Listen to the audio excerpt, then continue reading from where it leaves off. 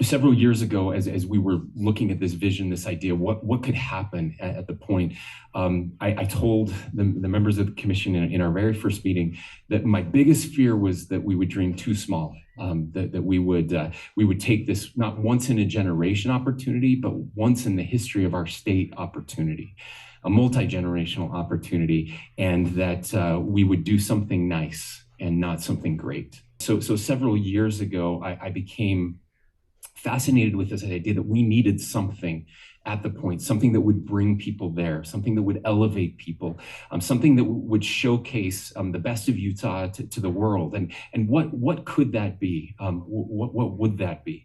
And I talked to many of you about it many times. I said it over and over again in our meetings that we need something.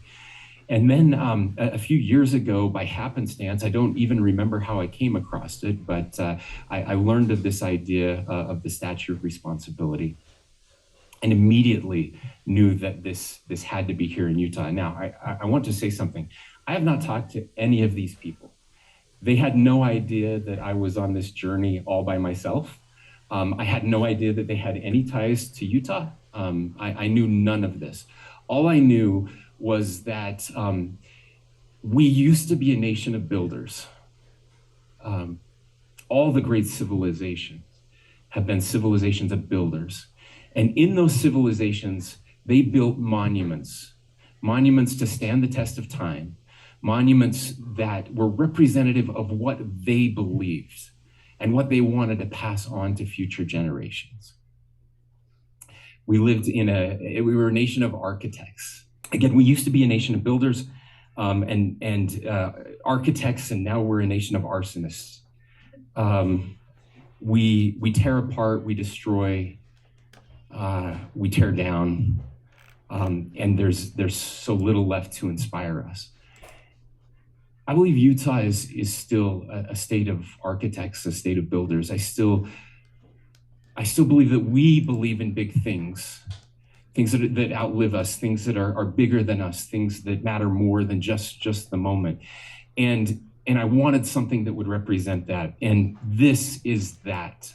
We understand how important liberty is, but liberty on its own without a check and a balance leads to chaos and destruction. And there are too many people in this country today that believe that they get liberty and need liberty and demand liberty without any responsibility whatsoever. I've said before, I said it in my State of the State speech, that if we want smaller government, we need bigger people.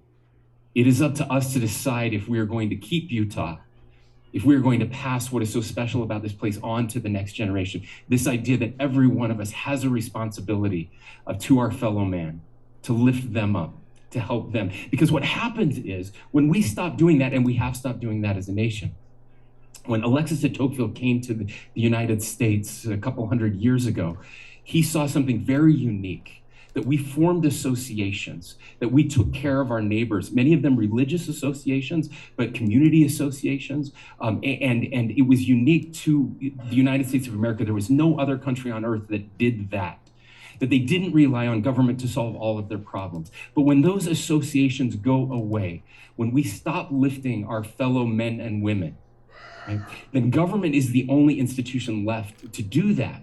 And we keep relying on government to do more and more and more. And government was not designed to do that. It's really bad at it. And it fails us and it fails our people.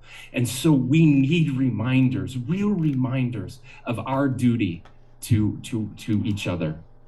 I can think of no other emblem that better represents who we are as a people in this state than the statute of responsibility. This is our opportunity to leave a legacy, not just to our children and grandchildren, but to the entire nation.